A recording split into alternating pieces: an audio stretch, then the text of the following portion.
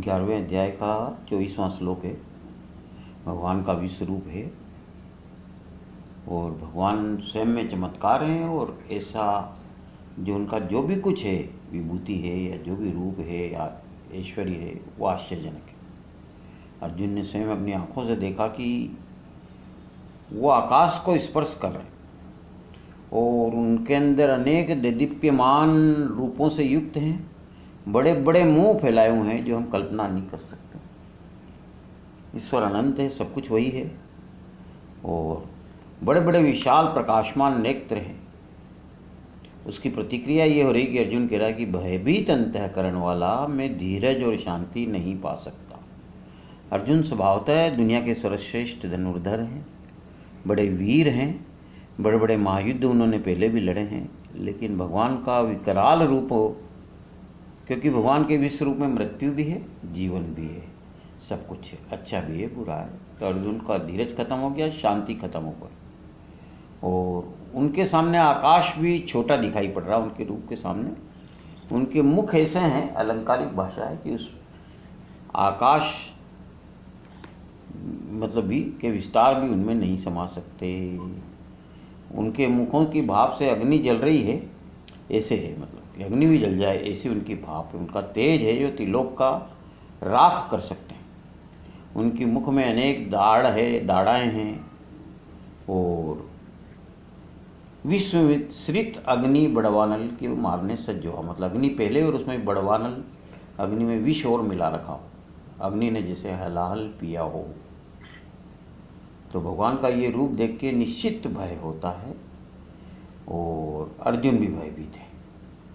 तो वो अर्जुन के मन में आया कि ये भयभीत रूप लेकर आप कौन सा कार्य सिद्ध करना चाहते हैं, क्योंकि भगवान अकारण तो कुछ करते नहीं। उनको लगता है कि शरीर तो शरीर, अब मेरा चैतन्य भी शायद ही बचे।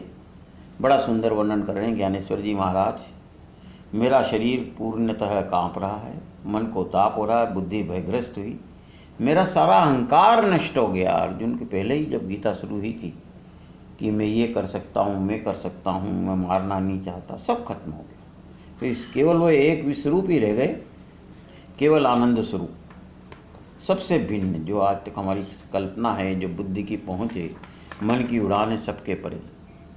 और अर्जुन तो यहाँ तक कहते हैं कि मेरी अंतरात्मा भी कांप उठी है। आपके विकराल दाढ़ाओं वाले और प्रलय काल की अग्नि के समान प्रज्वलित मुखों को देखकर मैं दिशाओं का ज्ञान भी भूल गया। जब सब जगह वही है तो दिशाएं तो हमने कल्पना कर रखी कि यहाँ से यहाँ तक पूरब है, पश्चिम है।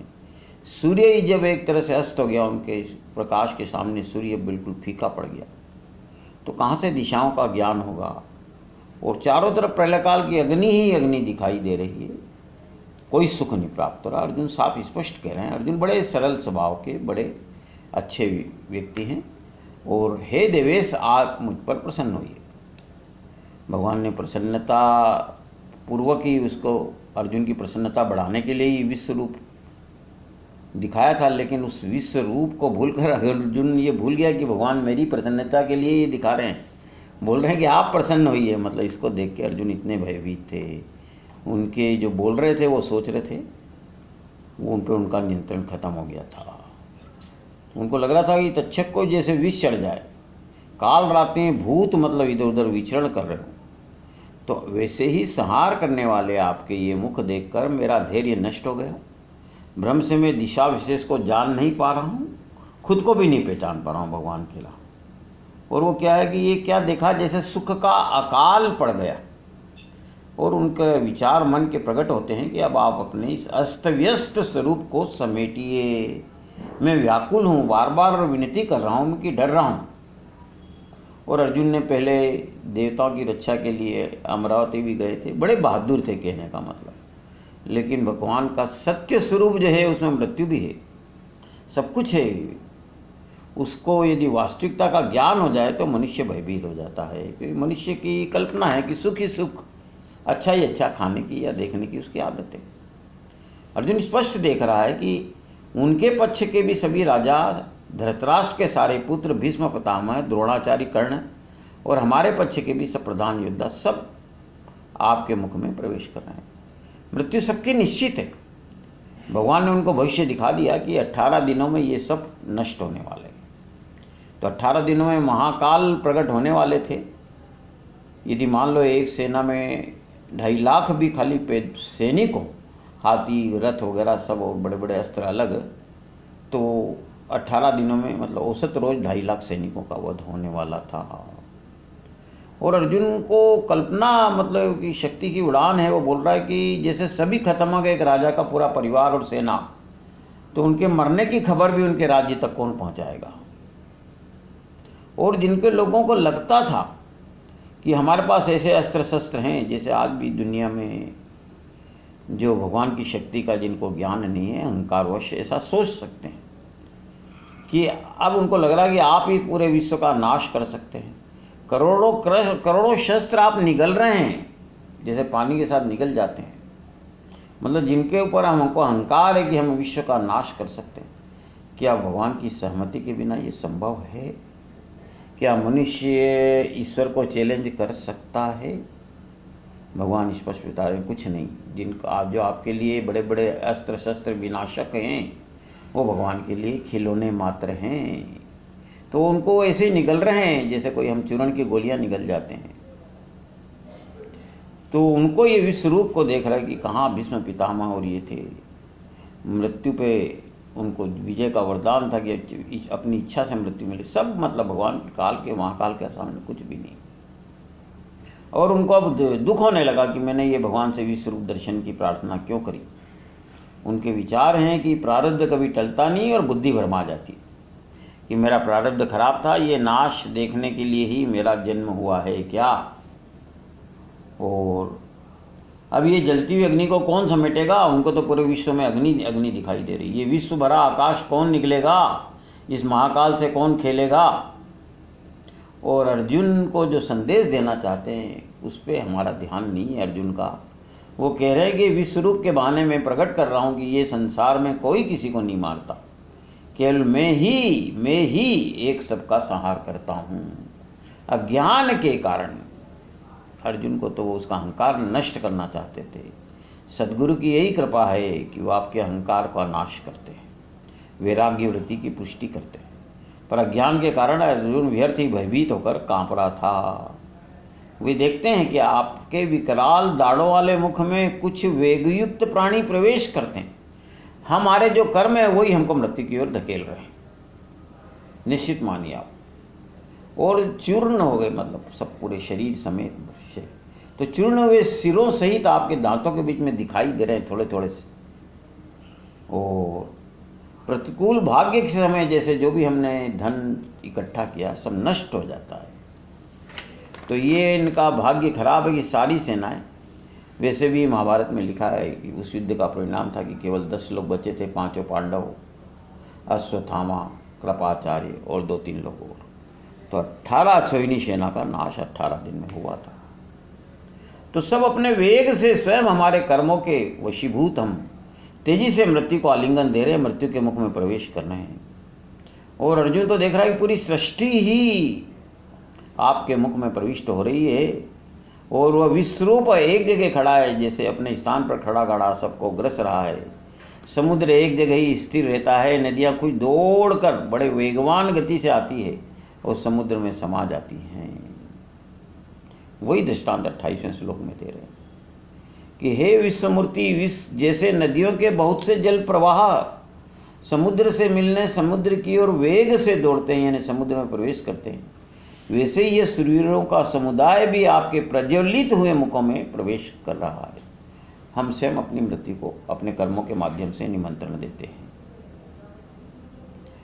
अथवा जैसे पतंगा मोहवश होकर नष्ट होने के लिए अति वेग से प्रज्वलित अग्नि में प्रवेश करते हुए वे करता है खुद ही, वैसे ही ये सब लोग भी अपने नाश के लिए इन मुखों में अति वेग से प्रवेश कर रहे हैं। दृष्टांत है कि जैसे कोई तप्त लोहे का तवा है, उस पर पानी डालो तो छन्न की आवाज़ के साथ पानी उड़ जाता है, भस्म हो जाता है। वैसे जो इसमें प्रवेश करते हैं उनके व्यवहारिक नाम रूप नष्ट हो जाते हैं। और भगवान का बड़ा विकराल रूप है। अर्जुन देखते हैं आप संपूर्ण लोगों को प्रज्वलित मुखों द्वारा ग्रसन करते हुए सब ओर से चाट रहे हैं, जैसे हम स्वाद लेके कई बार कोई पदार्थ को चाटते हैं तो पूरी सृष्टि को वो पूरी तरह निगलने खाने के बाद चाट रहे हैं बड़े प्रेम से। आपका ये उग्र प्रकाश संपूर्ण जगत को तेज के द्वारा परिपूर्ण करके तप्त करता है। अब उनका जो हजारों सूर्यों के समान प्रकाश है, उनको धरती को और पूरी सृष्टि को तप्त करते हुए दिखाई दे रहा है। एक ही सूर्य हमको जून मई के महीने में तप्त कर देता है।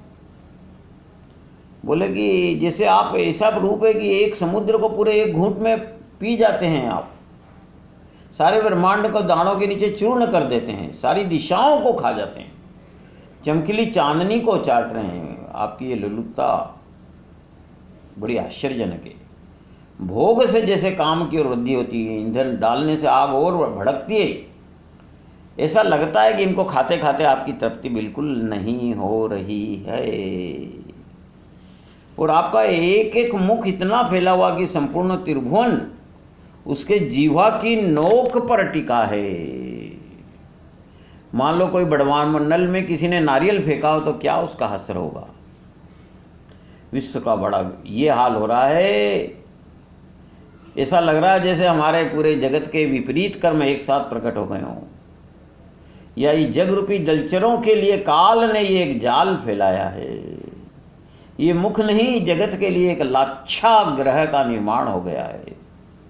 जैसे अग्नि अपनी दाह शक्ति को नहीं जानती, पर जिसको स्पर्श करती है उसके प्राण निश्चित रूप से हरण कर लेती है।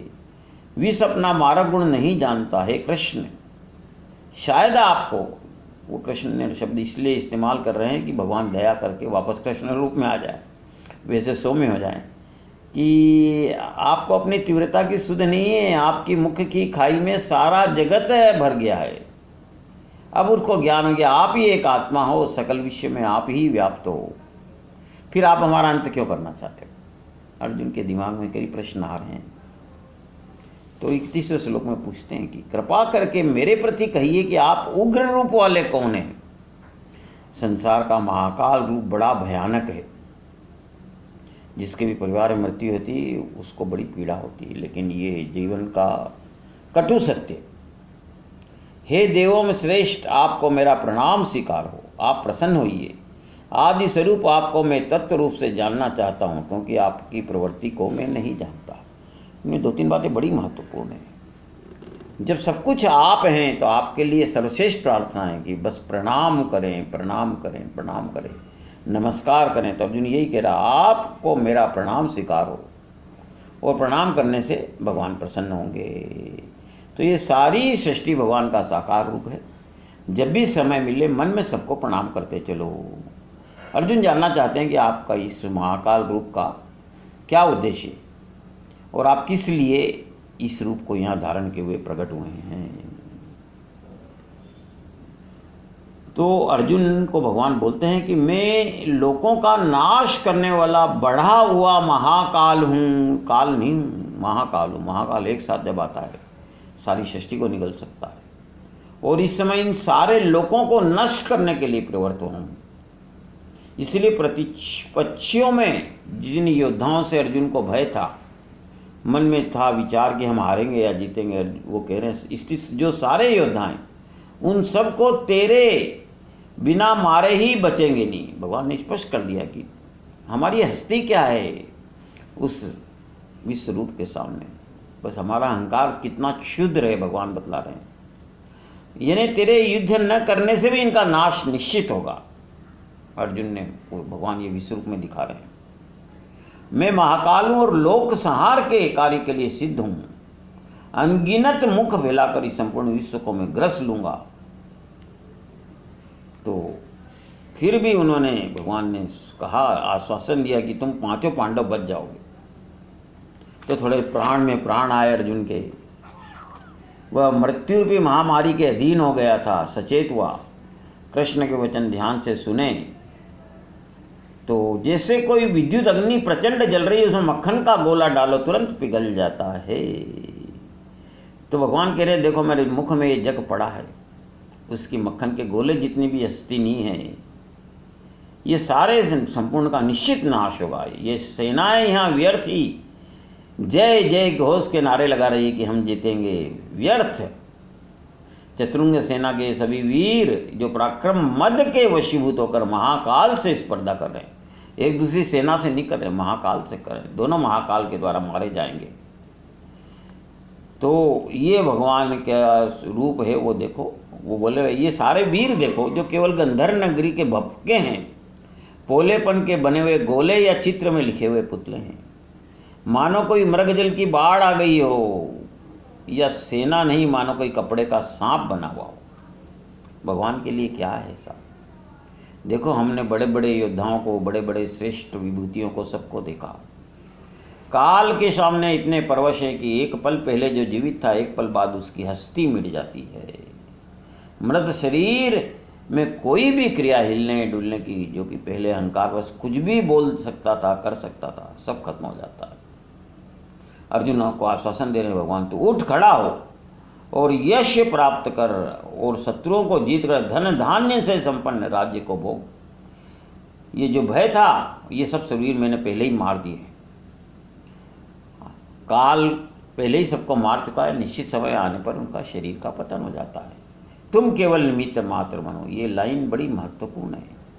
यानी आज दुनिया में जो भी आपको श्रेय मिला हुआ है, जिसके कारण आप अपने को विभूषित मानते हैं, अलंकृत मानते हैं, वो सब भगवान ने आपको निमित्त बनाया है। आपकी कोई हस्ती भगवान के सामने नहीं। ये भगवान कहना चाहते हैं कि ये मिट्टी के पुतलों के समान निर्जीव हैं, भगवान इनको मार चुके हैं। और मैंने तय कर रखा, इसलिए यश ही नहीं, संपूर्ण निष्कंटक और संपन्न राज्य तुम्हारे हाथ आ रहा है। तुम केवल निमित्त मात्र बनो। आप सब निमित्त हैं, जो भी आपने उपलब्धियां इस जीवन में की है, जिन जिन से उनको भय था, नाम ले रहे हैं भगवान। गुरु द्रोणाचार्य, भीष्म पितामह, जयद्रथ, कर्ण, बहुत से मेरे द्वारा मारे गए हुए जो शूरवीर योद्धा हैं, उन्हें तो युद्ध करके मार, मतलब निमित्त बन जा, बाहर से लगेगा।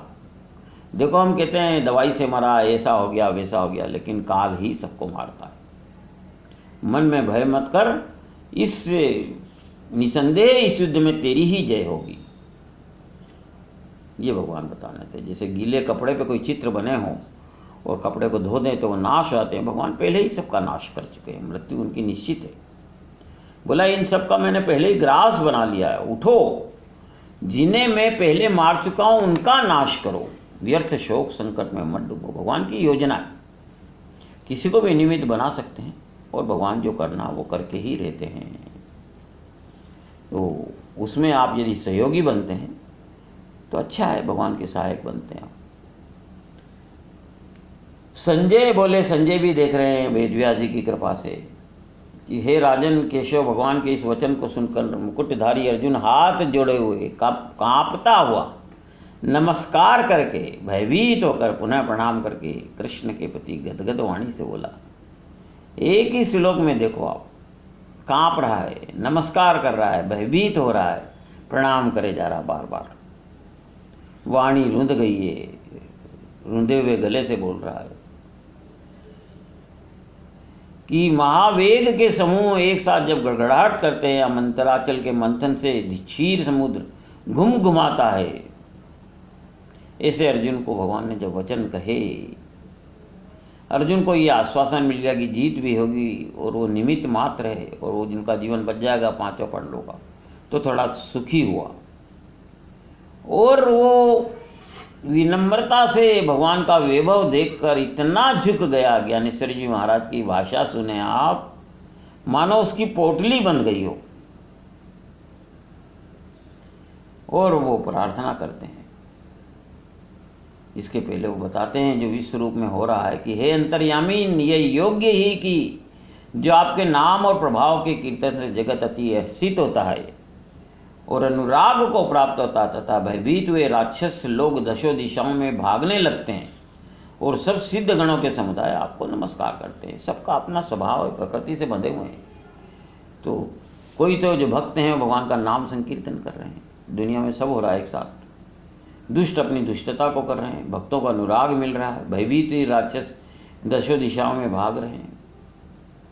देखो जो गलत चलते हैं वो भाग रहा है, और जो सही चलता है वो भगवान के भरोसे शांत मन से खड़ा हुआ है। सिद्ध गणों के समुदाय आपको नमस्कार कर रहे हैं। अर्जुन, मैं काल हूं और सबका ग्रास करना मेरा खेल है, भगवान बता रहे हैं। सारी दुनिया जानती है, हम जानते हैं, हमारे बाप दादे परदादे सब चले गए। रावण, कंस और हिटलर, स्टालिन जो बड़े बड़े हुए सब काल के ग्रास बन गए, हम जानते हैं ये। तो ये परिपाटी है कि भगवान सबको ग्रस लेते हैं। अहंकारवश जब किसी की चलती है तो वो ऐसे बोलता है जैसे सारी सृष्टि उसके हिसाब से चलती है।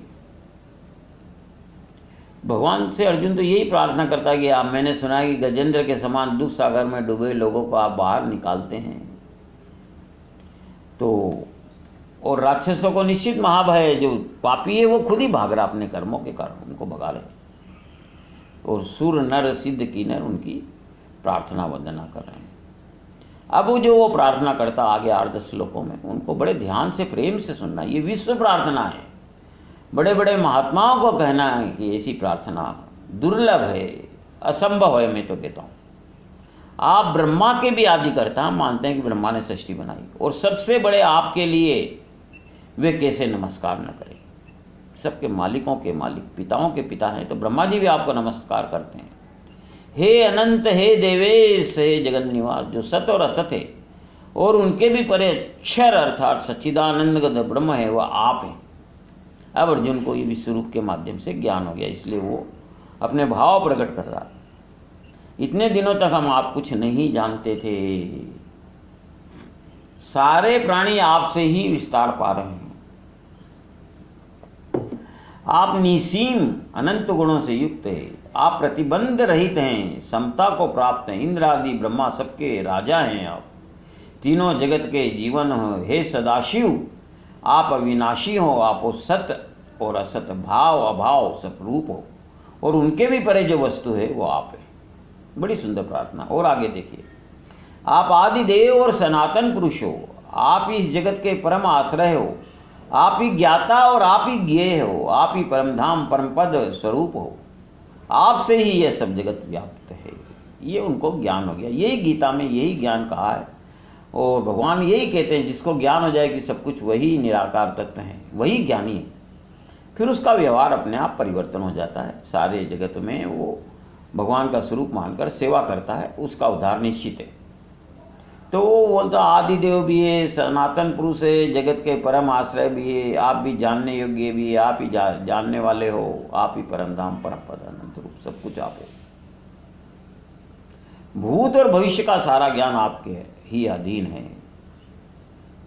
और अर्जुन क्या प्रार्थना करे देखिए आप, हे देव, वायु, यम, अग्नि, वरुण, चंद्र सबके पिता हुआ, आपको हजारों बार प्रणाम। देखो ये आपके लिए संदेश है कि जब भी मन में कम से कम सबको दिन भर कृतज्ञता ज्ञापन करें और भगवान को प्रणाम करें। ये साकार रूप भगवान का ही, छोटा बड़ा का भेद मत करो। आपके सम्मुख पूर्व दिशा की ओर से प्रणाम, ध्यान से सुने ये प्रार्थना। पश्चिम दिशा से प्रणाम, सब दिशाओं से प्रणाम। अनंत बल और असीम पराक्रम से देव, आप विश्वव्यापी हो, आप सर्वस्वरूप हो। तो भगवान को तो हम खाली प्रणाम कर सकते हैं। प्रणाम मतलब अपना अहंकार का नाश करके गदगद होकर उनको केवल उनकी स्तुति गान कृतज्ञता ज्ञापन करें। चर अचर जो भी ये जड़ चेतन रूप है सबको प्रणाम। ये सब सृष्टि भगवान का ही साकार रूप है। आपकी सृष्टि को उत्पन्न करने वाले ब्रह्मा हो, ब्रह्मा माँ को उत्पन्न करने वाले परम पिता भी आप ही हो। जो भी आपका साकार या निराकार स्वरूप है, उस रूपधारी आपको मेरा प्रणाम। बार बार नमस्ते नमस्ते, हजारों बार प्रणाम स्वीकार हो। अर्जुन कह रहा है, एक एक अवयव को देखकर करोड़ों अवयव हैं। अर्जुन बार बार प्रणाम प्रणाम नमस्ते नमस्ते कहता जा रहा है। कभी स्तुति करता है, कभी चुप बैठ जाता है, फिर वो प्रेम के भाव के आवेश से नमस्कार प्रणाम प्रणाम हजारों बार उसने विश्व मूर्ति को नमन किया।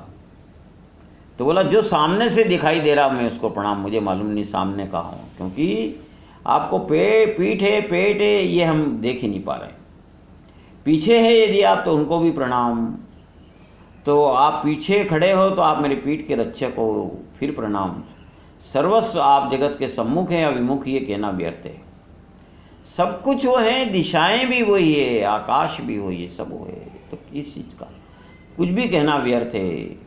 आपके अवयवों का वर्णन करने का सामर्थ्य मुझ में नहीं है। हे जगन्नाथ, आप सर्वात्मक के सर्वांग को मेरा प्रणाम स्वीकार हो।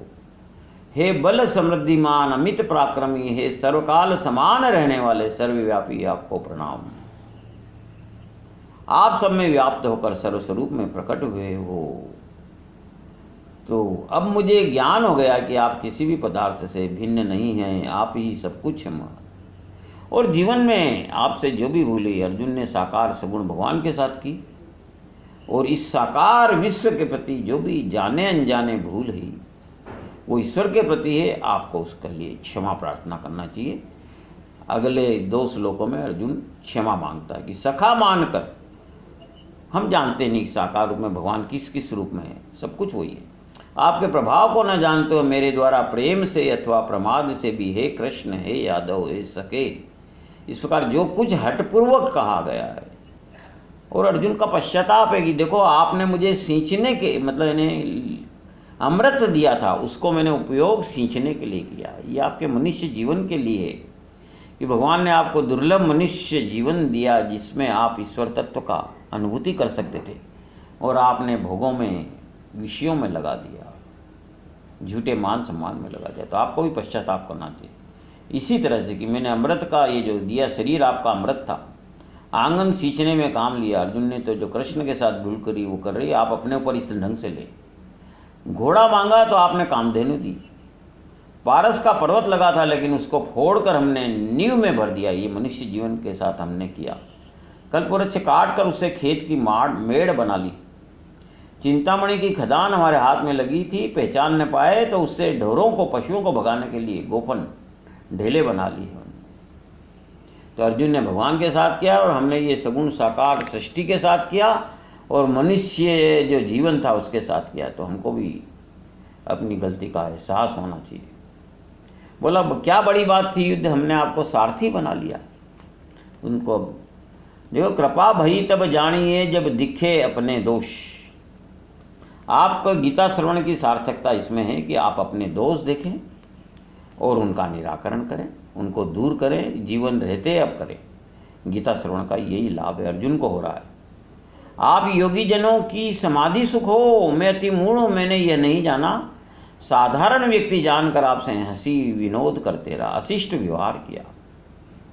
और वो क्षमा मांगते हैं कि आप हास्य विनोद में विहार, सैया, आसन, भोजन आदि के समय अकेले में या सखाओं के सामने मैंने जो भी मैंने अपमान किए हैं वे मेरे सब अपराध, हे परमेश्वर आप क्षमा करें।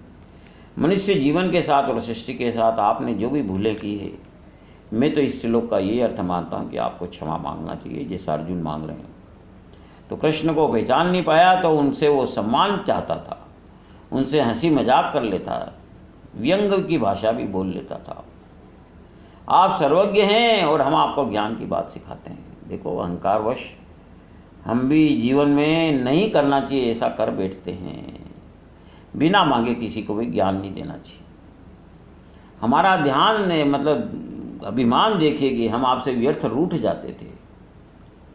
अंतःपुर में आपके निशंक होकर खेलते थे, आपकी शैया पर लेट जाते थे। मैं वास्तव में संपूर्ण अपराधों का ढेर हूँ। आपके समक्ष ही आपके अनुपस्थिति में जो भी अपराध किए हैं कृपया क्षमा करें। कभी कभी नदी अपना गंदा जल सागर के समीप ले जाती है, सागर उनको दूसरी बात नहीं सोचता, अपने में समा लेता है। तो प्रेम से या विरोध या प्रमाद में जो भी कहा है भगवान आप सह लीजिए। साथ साथ आप भी भगवान से ये प्रार्थना अवश्य करते जाइए। आपकी उदारता और क्षमाशील के स्वभाव से पृथ्वी को भी क्षमा संज्ञा आपके कारण ही मिली है। आप इस चराचर जगत के पिता और गुरु से भी महागुरु और अति पूजनीय हैं। हे अति प्रभावशाली, तीनों लोकों में आपके समान दूसरा नहीं है, तो बढ़कर के तो होने का सवाल ही क्या है। अर्जुन को बिल्कुल ज्ञान हो गया, ये भाषा हमको सीखनी है, ये प्रार्थना हमको देखनी है।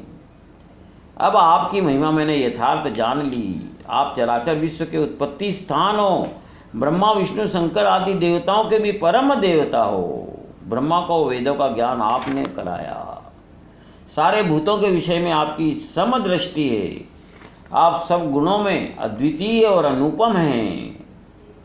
आपके समान ही दूसरा नहीं तो बेहतर कहने का तो प्रश्न ही किया है। आपने आकाश उत्पन्न किया है। लज्जास्पद है कोई कहे कि आपके समान कोई दूसरा है। मैं आपको दंडवत प्रणाम करके, सुनिए आप, और आपको ये करना है, मन में कर लो, स्थिति के योग्य आप सर्वेश्वर को प्रसन्न होने के लिए प्रार्थना करता हूँ। प्रसन्न भगवान होंगे आप, उनका सृष्टि का जो शास्त्र सम्मत बातें हैं और सब जगत को भगवान मानकर उनकी सेवा करें। पिता जैसे पुत्र के, सखा जैसे सखा के, पति जैसे पत्नी के अपराध सहन करता, वैसे ही आप मेरे अपराध सहन करने के योग्य हैं। अर्जुन प्रार्थना कर रहा है। गदगद वाणी हो गई, कृपा करो, कृपा करो, मुझे अपराध भावना से बाहर निकालो, प्रसन्न हो, अपराध समुद्र से बाहर निकालो। आपको अपना बराबर समझकर अर्जुन रिश्ते में जीजा लगते थे, आपको सम्मान नहीं दिया। हमने भी कई जगह सबको, कोई तो छोटा बड़ा या जो भी समझ कर, सब भगवान है, कोई भूल हुई तो उसके लिए क्षमा मांग ले। आपसे विनती करने की भी मेरी योग्यता नहीं है।